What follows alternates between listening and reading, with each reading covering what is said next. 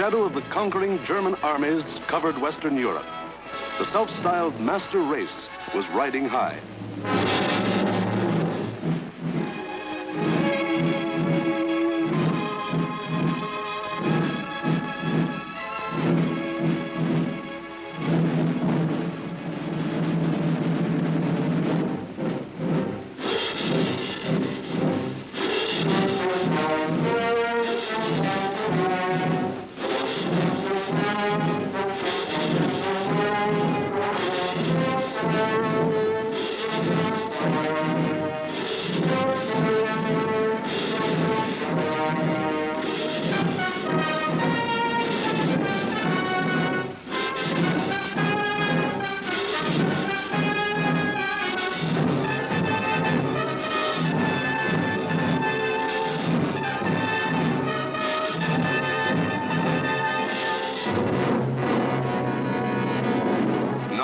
Adolf Hitler stood just as Napoleon had stood more than 100 years before and looked across the English Channel to the one fighting obstacle that stood between him and world domination. The chalk cliffs of Britain rose sheer and white out of the choppy waters. And beyond, a little island, smaller than the state of Wyoming. Crush that little island and its stubborn people, and the way was open for world conquest. The fall of Austria, Czechoslovakia, Poland, Denmark, Norway, Holland, Belgium, France had given him more than 100 million slaves to work for him or starve. The preliminaries were over. It was time for the main event, the Battle of Britain.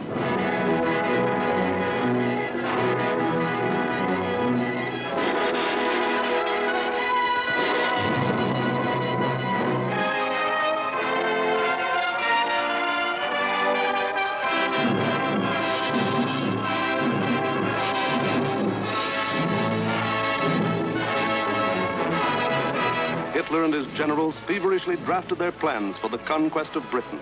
Every detail must be anticipated. A slip now might wreck the whole timetable of world conquest. 6 weeks of final preparation went into those plans. 6 weeks to determine the history of 1,000 years. The thing was foolproof. See for yourselves how simple the whole operation was to be. Look. German plan for invasion of England. Phase 1. Knock out the Royal Air Force and its bases. Get control of the air and the sea lanes across the Channel. Follow the Blitz plan that had wiped out Poland, the Low Countries, and France. Destroy communication and transport lines. Above all, get command of the air. Phase 2. Pulverize the coastline with dive bombers. Drop parachute troops to take over the airfields and establish beachheads.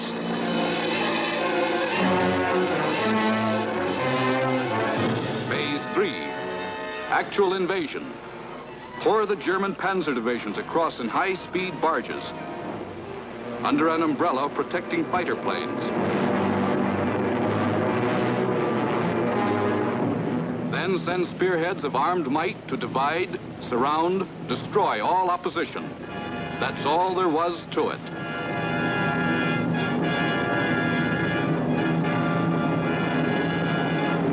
Conquer Britain. Force the surrender of the British fleet. Then, with the combined sea power of Germany, Britain, Italy, France, and Japan, he could control the seas and tell us where to head in. The torch of freedom flickered low. Invasion coasts, more than 100 fully equipped German divisions were singing the Nazi theme song, "We are sailing against England," as they waited the word from Hitler.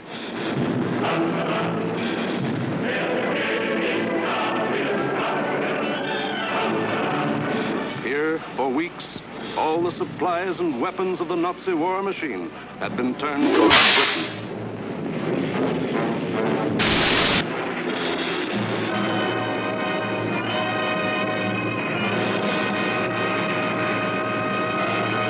The jaws of the Nazi whale were set to swallow Jonah. And what about Jonah? How was he doing? Well, Britain also had an army, but it was an army dragged from the sea at Dunkirk.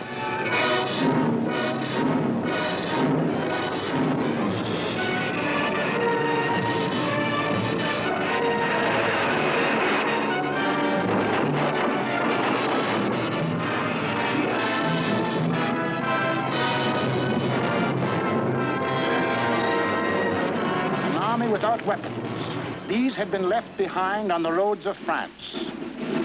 Tanks, guns, motorized equipment, all abandoned to save the one priceless item, men.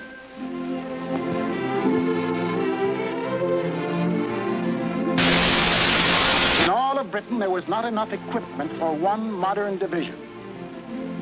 Only one tank for every 1,000 square miles of territory. Only one machine gun for every 1,500 yards of beach. Britain had a navy, too, but it was scattered all over the globe, guarding vital food and supply lines. And the British knew it would be suicide to use their fleet in the narrow waters of the English Channel with the German Air Force in control of the air. Britain also had an air force. An air force outnumbered 10 to 1 by the enemy, both in men and machines. And then there was Britain herself, the people of Britain, the people who were to be terrorized and forced to surrender. They knew that every man, woman, and child, in uniform or out, would be Hitler's target in the onslaught that might come at any moment. They knew they had a job to do, and not much time to do it in. The young, the not so young, and the old. The clerk, the butcher, the farmer, the member of parliament, they formed the civilian army, Britain's home guard. They started from scratch.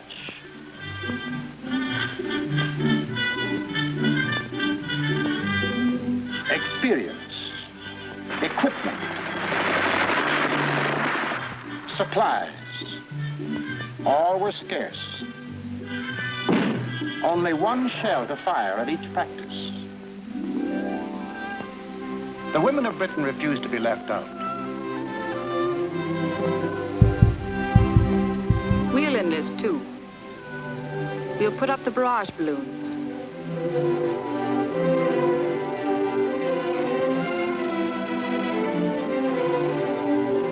Man the ack-ack guns.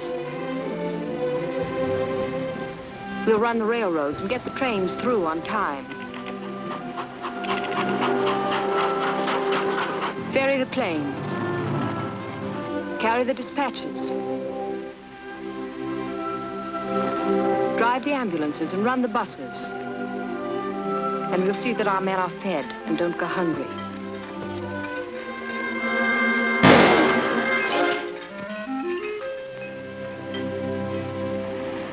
Others worked, men and women alike.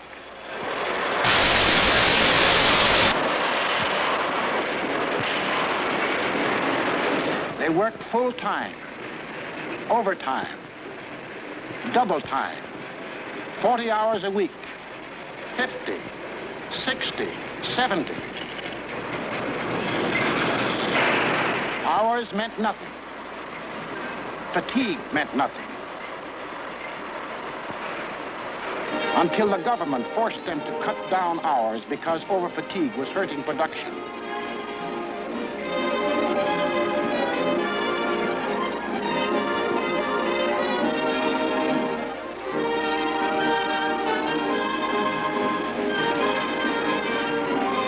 And when they weren't working, the men patrolled the moors for parachutists, blocked the roads, rehearsed invasion defenses. For something had happened here the Germans could never understand. In a democracy, it is not the government that makes war. It is the people.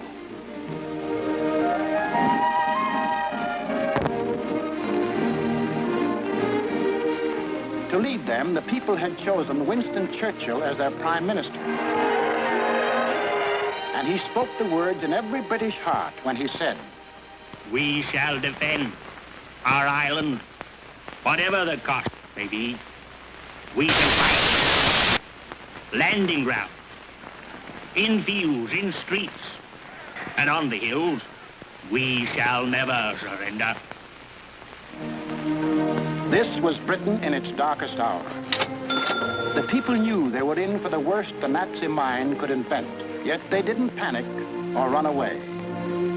They patrolled and waited. They drilled and waited.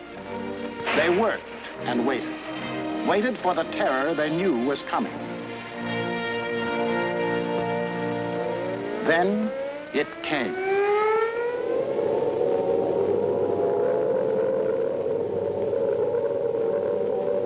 That's the sound that became part of the life of every man, woman, and child in Britain.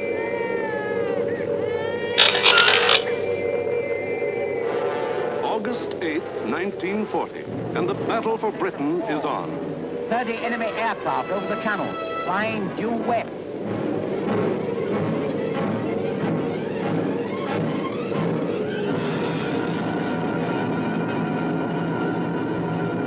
Here comes the Luftwaffe.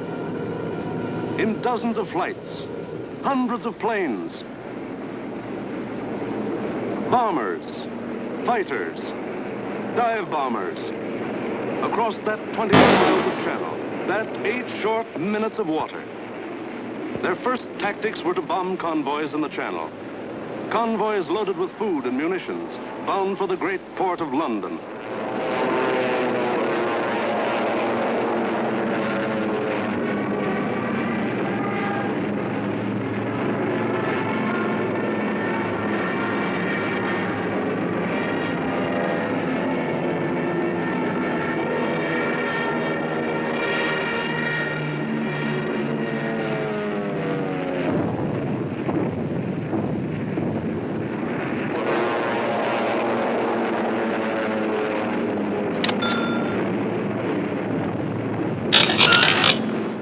Fighters waited overhead for the defending planes of the Royal Air Force, the RAF, to appear.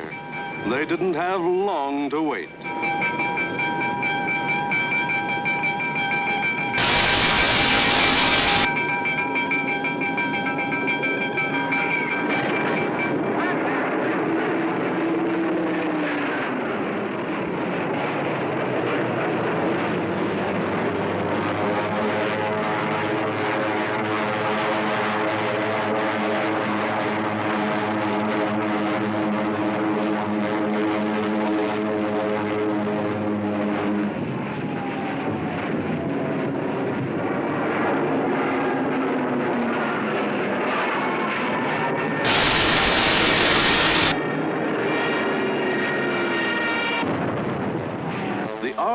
Came, facing odds of 6, 8, 10 to 1, and dove in, shouting the old hunting cry, "Tally-ho!"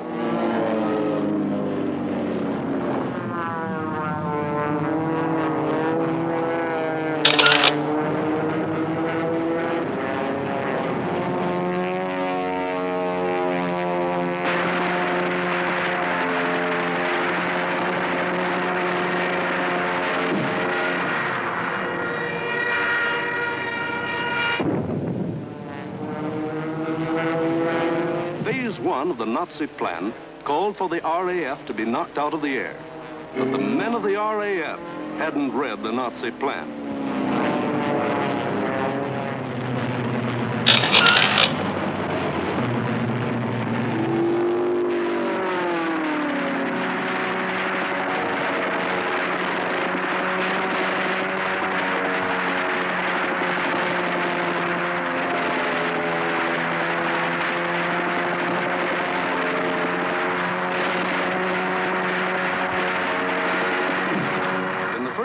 Days, the RAF knocked 182 German planes out of the sky. For the next week, the Germans attacked the coast cities from the Thames River to Weymouth.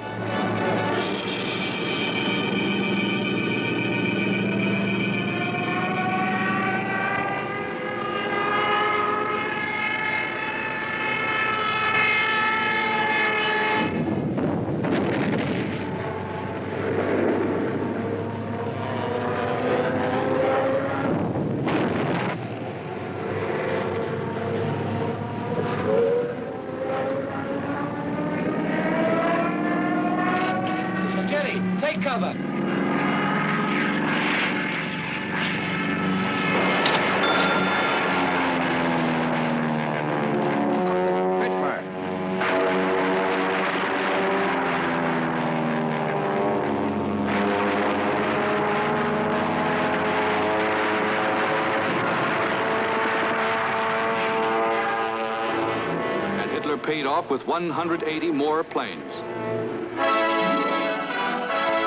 Then the Luftwaffe battered the great port towns of Southampton, Plymouth, trying for a knockout before the flow of supplies from overseas. The ports took a terrible pounding, but they couldn't be knocked out. Cargoes went on being unloaded with the protection of the RAF overhead. Battling the Spitfires and Hurricanes in the air wasn't panning out. So Goering switched his main attacks to the fighter airfields, Dover, Deal, Hawking. Maybe he could destroy the planes on the ground. He bombed the airfields, and the fields were hit. But the planes were saved. For Britain, unlike Poland and the Low Countries, didn't make the mistake of bunching its planes on the runways. The planes of the RAF were scattered and hidden, only a few on any one field, and those in the far corners. The Spitfires still went up to meet the enemy. In the first 10 days of the Battle of Britain, Goering launched 26 major attacks to get command of the air and lost 697 aircraft. The British lost 153, and 60 British pilots bailed out.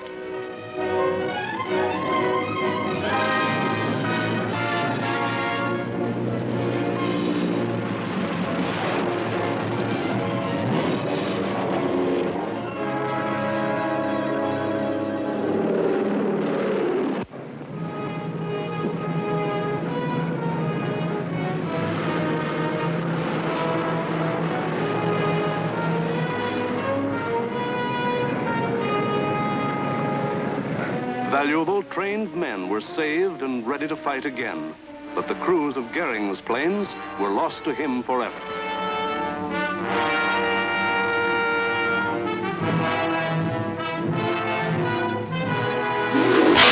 The pace was too hot.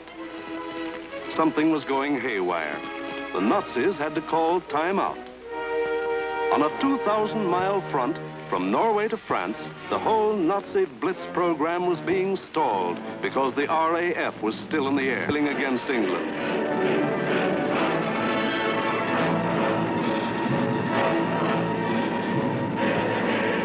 The long-range German guns were getting hot from throwing shells across the channel.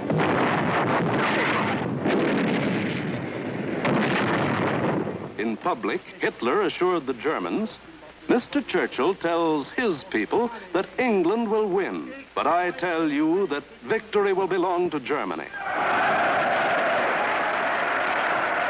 But in private, he sent for Goering, the boss of the Luftwaffe, and put him on the hot seat.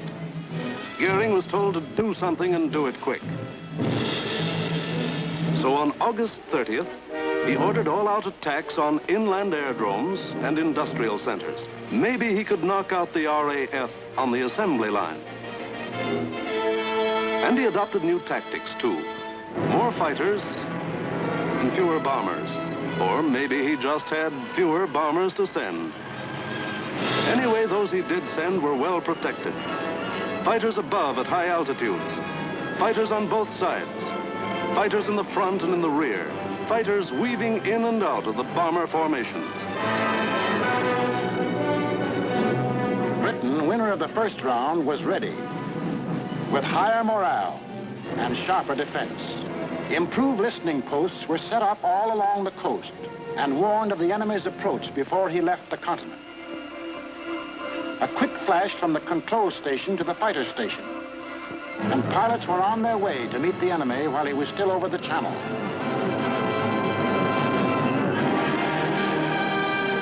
Day after day, out of sight and almost out of sound of the watchers on the cliffs, 4, 5, and 6 miles above, the battles raged over the Dover area.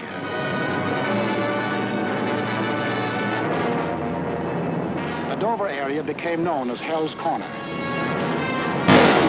By sheer weight of numbers, the enemy again and again broke through the coastal defenses.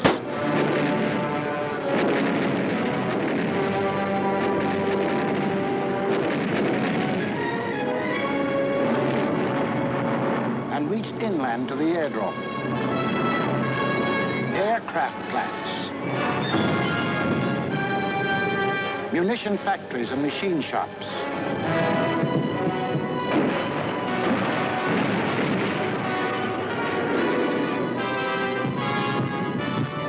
Hello, gunfire in the southeast.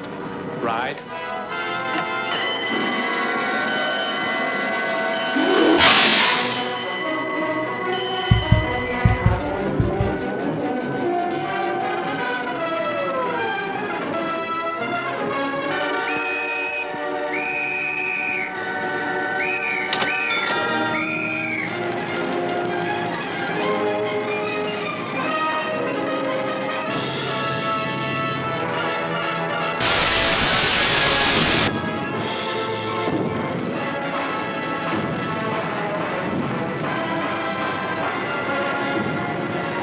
The workers kept on working, and the RAF kept on flying. These few men with wings, alone in the sky, behind their motors and machine guns, were shooting down more than the Luftwaffe.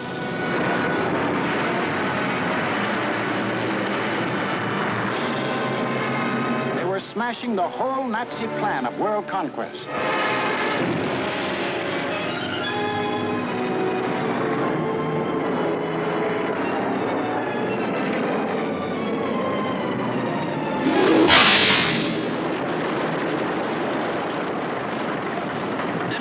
Johnny? 109 destroyed, Freddie, yes. Oh, good show. How'd you get on, sir? I had a wonderful party, thanks. Are you all right? You get any of the batters? Yes, I got a Messerschmitt 109 and a Dornier. Between August 24th and September 5th, 35 major attacks were launched. They cost the Germans 562 planes, while the British lost only 219 planes and saved 132 pilots. Invasion plans were going completely haywire. The Nazis were blind with rage. The German mind has never understood why free people fight on against overwhelming odds. Hitler now knew he was superior in every weapon except the weapon of spirit. So he told Goering, break that spirit. Crush the people. Crush the spirit of democratic life itself. Invasion now would have to wait. The Nazis would avoid the RAF and smash the great city of London into the rubble heap they had made of Warsaw and Rotterdam. Could London take it? Even the people themselves didn't know the answer. The defenses they trusted in were London's hastily assembled anti-aircraft, the Ack-Ack guns, the balloon barrage which kept the raiders at high altitudes. The Royal Air Force, now down to its last reserves, and the plain, downright guts of people.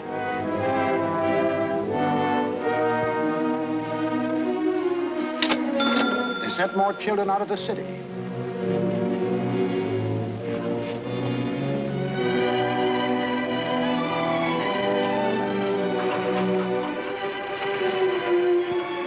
Tightened air raid precautions, stationed more airplane spotters, rehearsed firefighters, moved into bomb shelters.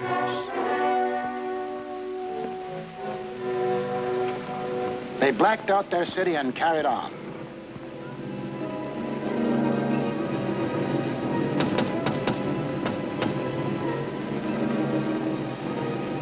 The first blow, aimed to crush the British spirit, came on September 7th.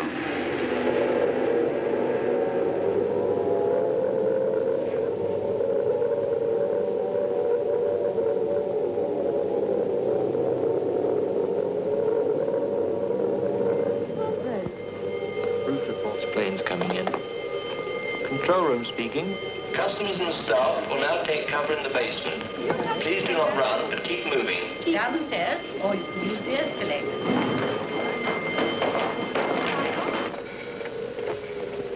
Third floor, clear. Second floor clear. First floor, clear. That day, when 375 German planes came roaring up the Thames River, the Battle of Britain became the Battle of London. The Germans broke through the charge of Hurricanes and Spitfires that went out to meet them.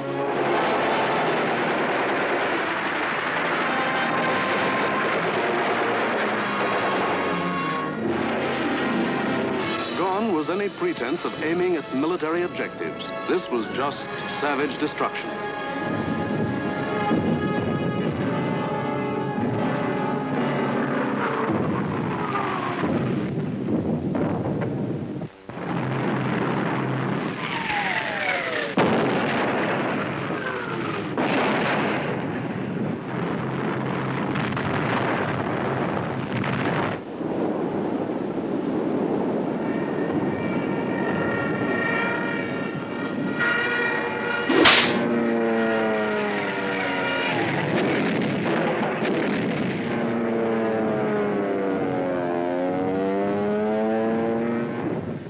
Bombs fell alike on the homes of the East End poor and the Mayfair rich, on shops, hospitals, churches. For 28 days, the Nazis were to drop everything in the book on the city of London. Tons upon tons of high explosives, delayed action bombs that exploded days later, torpedoes that sheared away whole buildings. And underneath the war in the air, the war of the man in the street went on.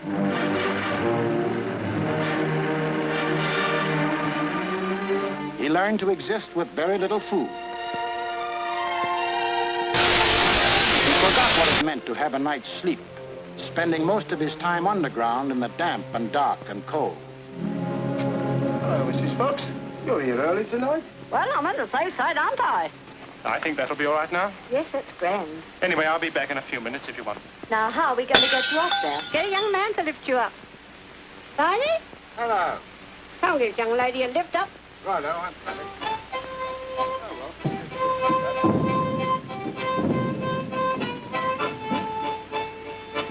The air raid wardens stayed at their posts.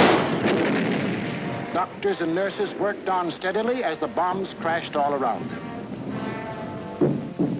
Rescue squads labored night and day. Hey, Gordon, I found her. Is she dead? Right, Doug. Firemen said, nuts to the bombs and battled to put out fires. This was life in the Blitz. Against all the rules of Nazi warfare, Britain was refusing to crumple up. Across the Channel, the enraged Goering took personal command of the operations.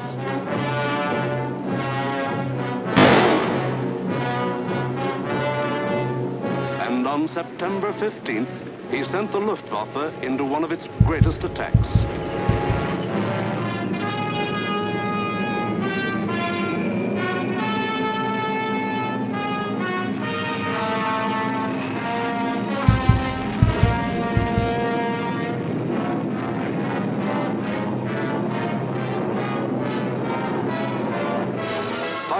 German bombers and Messerschmitt fighters roared over the English coast.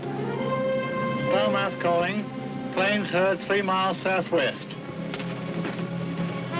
Shout for hostile planes approaching from the southwest. The British met the challenge by throwing in everything they had.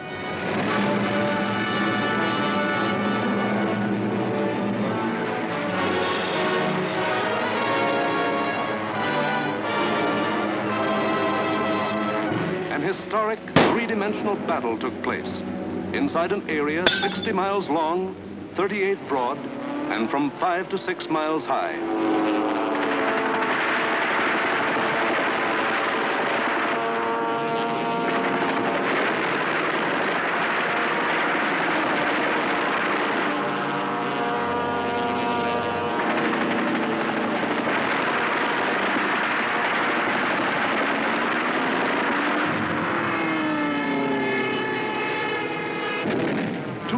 Individual dogfights took place within the first 30 minutes of the raid.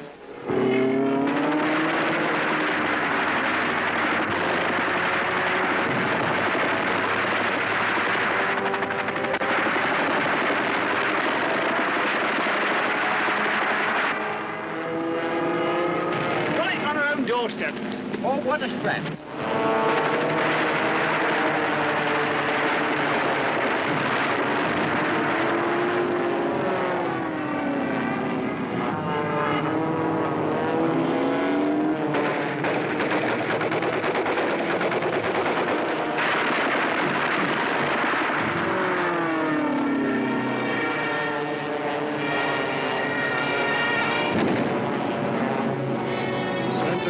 London 1. Thank you, Senator. We'll keep a lookout for them. Hostile formation to the south. Some of the German bombers broke through London's defenses.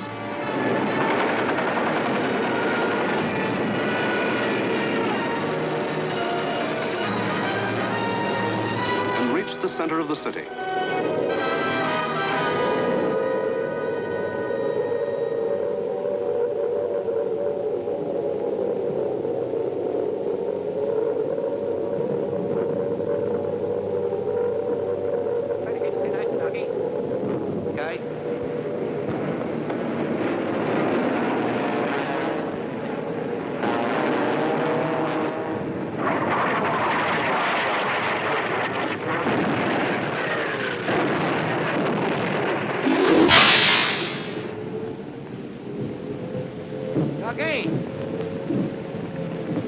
Doggy, where are you?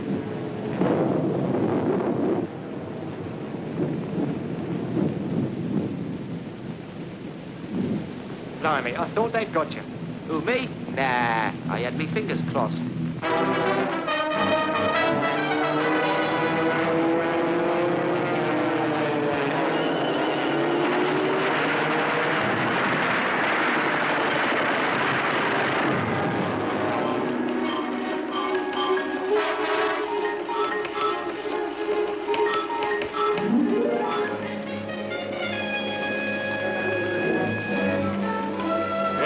Communique. The biggest bag yet. 185 enemy aircraft shot down. End of message. Of the 500 German planes that came over that day, more than 1/3 were shot down. In the 28 days of terror from September 7th to October 5th, the Nazis dropped 50 million pounds of bombs on the city, killed 7,000 helpless civilians, and wounded 10,000 more. Bombs fell on Buckingham Palace,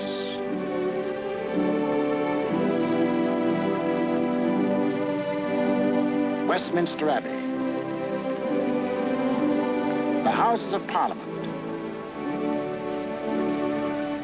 Fleet Street, the center of the news, St. Paul's Cathedral. Bombs blasting the historic past out of the lives of Englishmen.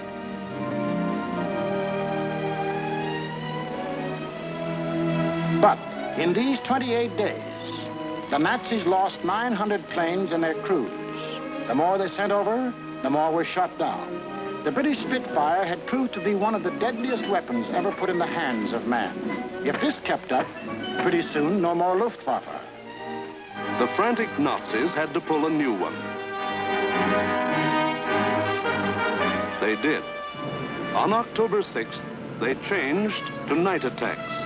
Maybe that way they could avoid those deadly Spitfires and Hurricanes. Maybe that way they could crush the stubborn British spirit. Never mind control of the air. Never mind Phase 1, Phase 2, Phase 3. Now to concentrate on bombing the people themselves into submission and make them cry for mercy.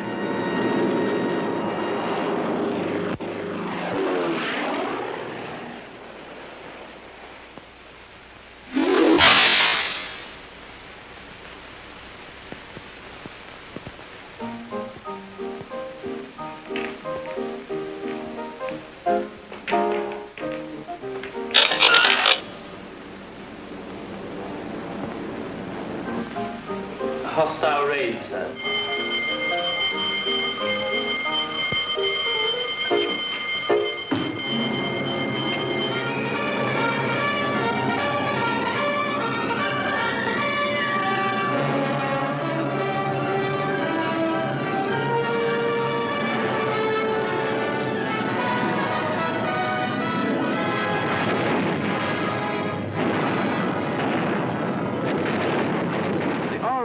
Wasn't much help at night.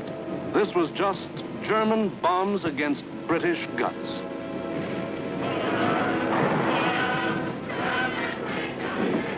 Harvey? Hello, Jack. Sound happy enough down there tonight, don't they? Yes, they're all right.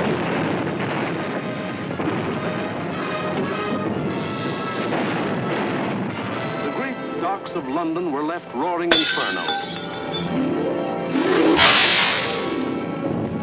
Homes were destroyed by incendiaries. Business blocks were aflame. And still the people of London took it. Night after night, they burrowed underground. And morning after morning, they dug themselves out of the wreckage.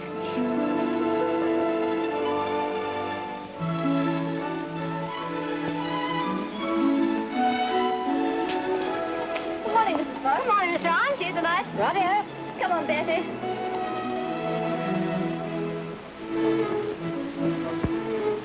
Would you like to sit down? Thanks. Morning, Mr. Arne. Sleep well? Fine, thanks. Wasn't it a quiet night? What about the one that came down about 2? No, I didn't hear it. Oh, we're getting used to them around here.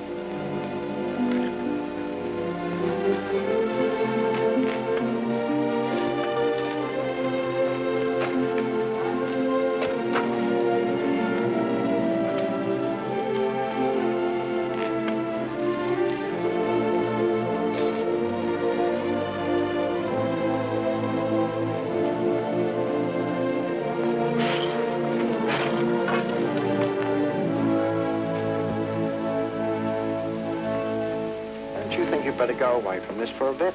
Of course not. It'd take more than this to get me out of my home. Now go on, you've got to get to work.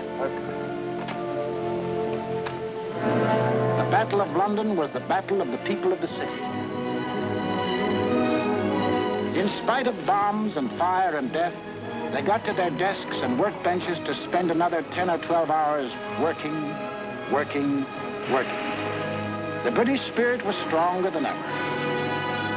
And the RAF was flying higher than ever. Not only higher, but farther. SIO, operation for the night.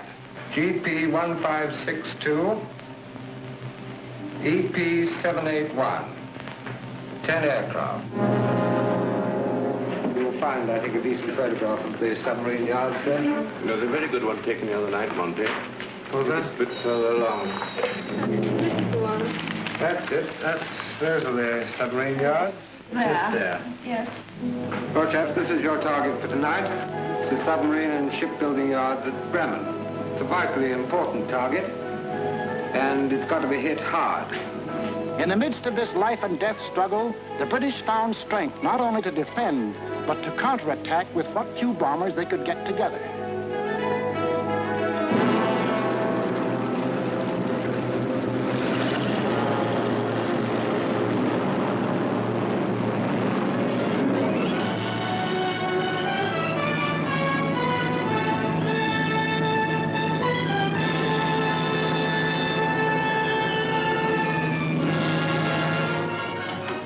Charlie airborne, sir.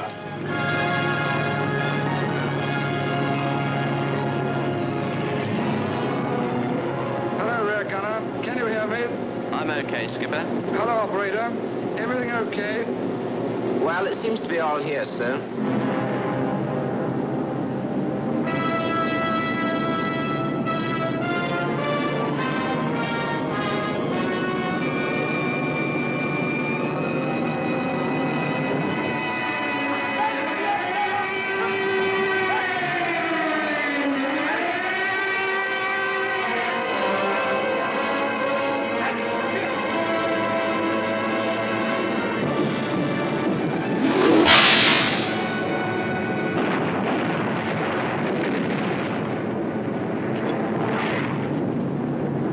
Stand by. I'm going in a glide.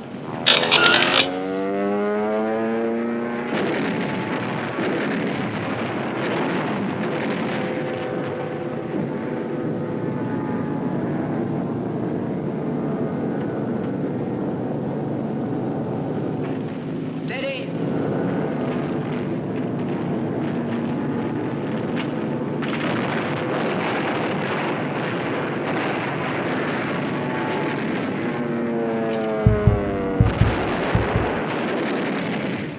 Bullseye was the last one. Here was the RAF giving it back. Hitler cried, "Night gangsters! For this crime I will exact 1,000-fold revenge." All the available German night bombers were put into the air.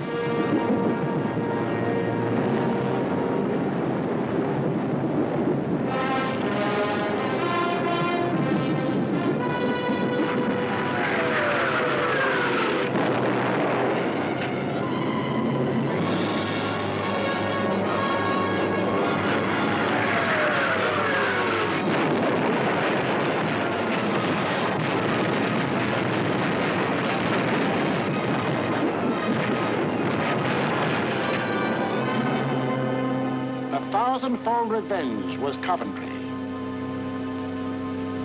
On the night of November 14th, 1,000,000 pounds of bombs were dropped on the city.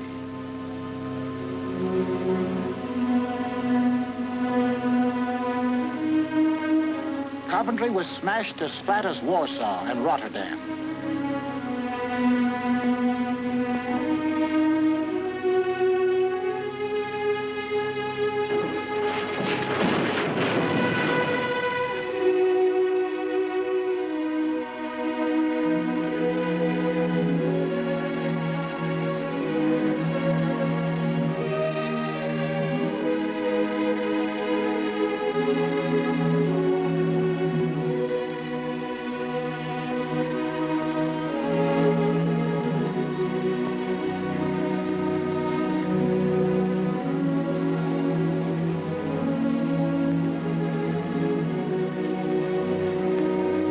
People of Coventry dug their loved ones out of the blasted ruin, saw them to their last resting place in a common grave.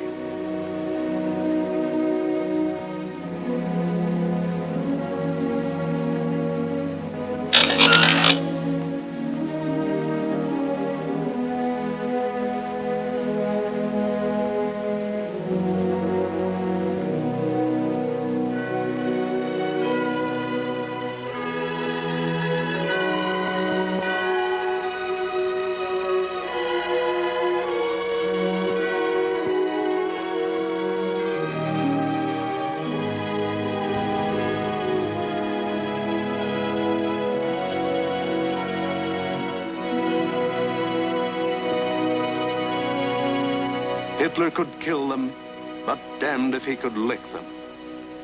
They went back to their lathes and machines, for they knew the machine bench was as deadly a weapon as the rifle. And in their hearts was a grim determination that this enemy must be destroyed.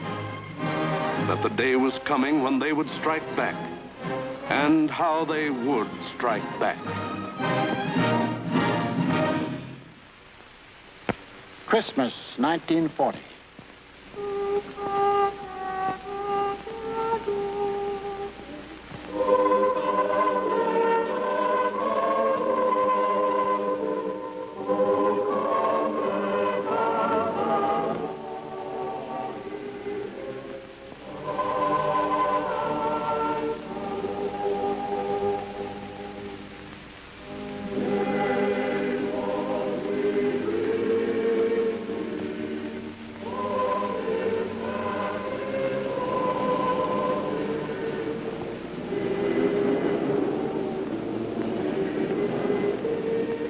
Christmas, season of peace on earth, goodwill toward men, was the ironic quiet before Hitler's great burst of rage against a people who couldn't be licked.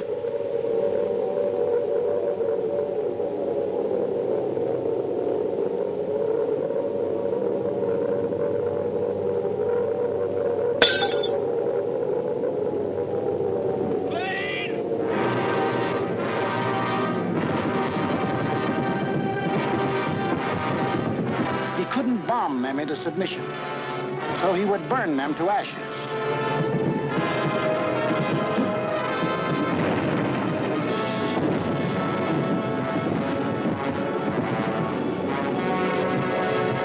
Millions of firebombs rained down on the great city of London.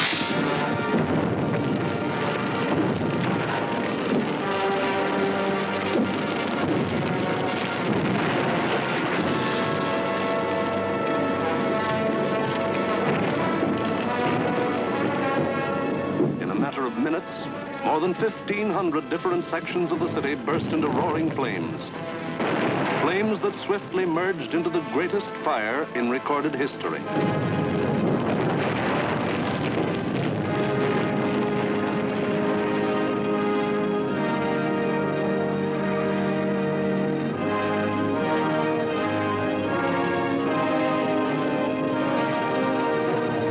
In the midst of all the fire and destruction, vital water mains were shattered.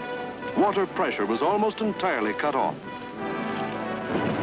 Heroes of the night were men of the London Fire Brigade who stretched temporary hose lines out to the center of the Thames River, struggling through mud and slime. For the Nazis had carefully picked a night on which the Thames River had one of the lowest ebb tides on record.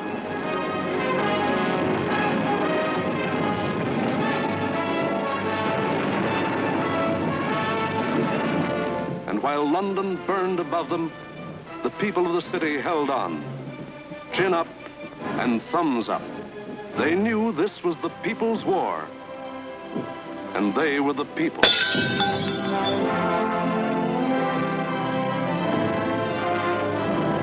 And a people that couldn't be panicked, couldn't be beaten.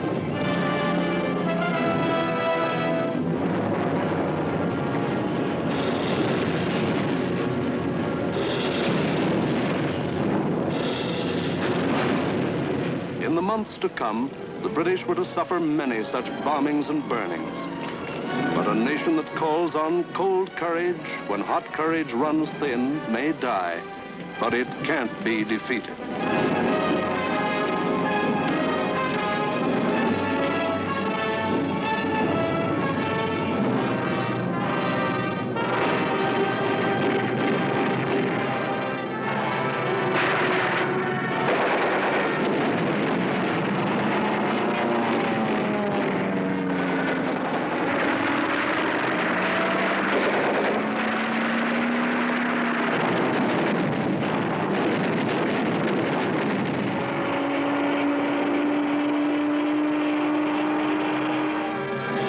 The Battle of Britain was won, but not by Hitler.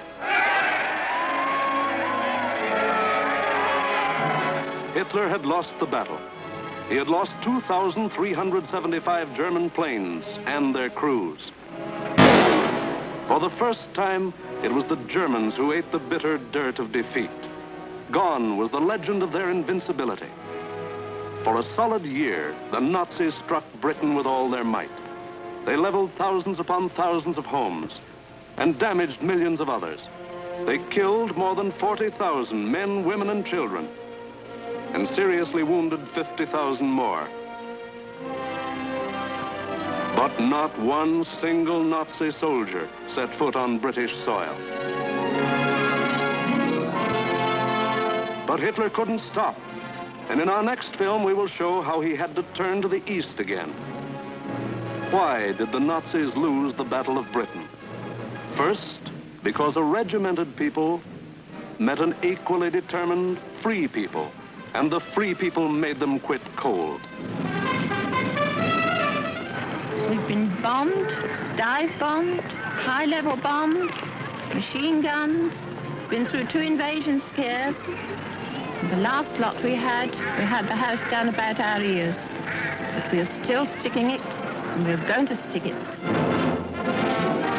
Second, because this was a new kind of war, and the Allies were the men who could fight it. These were the men who belonged to what Hitler called those weak, soft democracies. The British did more than save their country. They won for the world a year of precious time. It was not only for the people of Britain, but for the people of the world that Winston Churchill spoke when he said, "Never in the field of human conflict was so much owed by so many to so few."